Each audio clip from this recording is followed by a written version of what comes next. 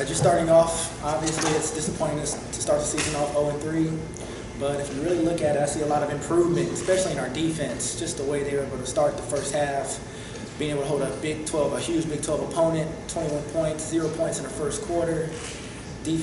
Our defensive backs doing an incredible job holding some of the best receivers that are in the country.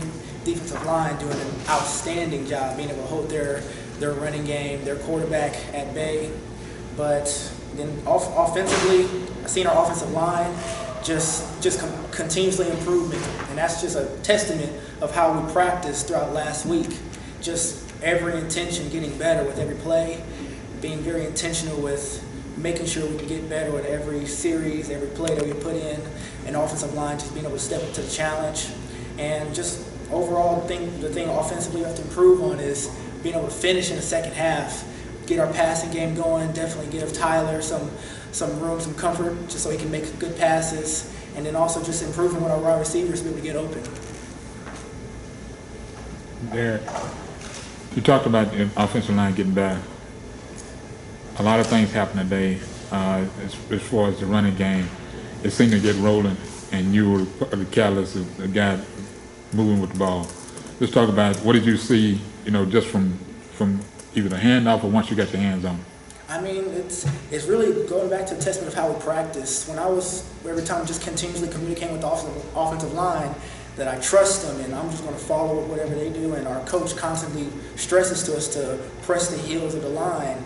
And as I did that, and I was able to see the block, see the flow of the defense a little bit better, and be able to trust or anticipate our line making second-level blocks, we were able to get the 5+ yards and be able to break the 1. But unfortunately, I have to be able to take care of the ball, and that was unfortunate for us at the end of the first half.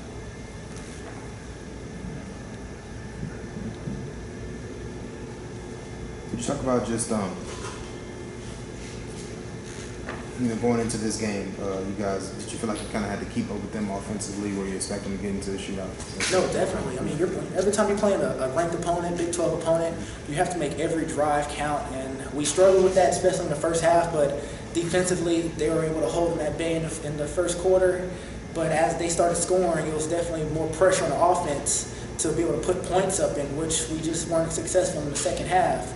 But when you have a defense being able to playing as hard as they can, playing like they did, and it's just up to the offense to be able to, make it up to the defense to put points up on the board, and that's something that we're definitely going to go into work better at coming this week when we go against North Texas.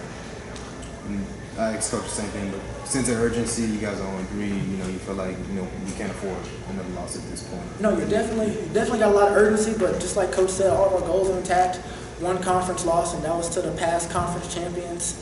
So we haven't lost to any slumps, for just lack of a better word. Army's definitely been a better team. I expect to see them in a bowl game or possibly beat Navy this year. Baylor's a very good team, top 20 team. So as we just continue to improve, and as we enter into our conference, really the real stretching within our conference, we have to be able to use all the improvements that we're doing within the passing game, within the running game, put those together and still have our defense playing lights out, and we'll be able to be successful come conference. Anything else? Yes, sir.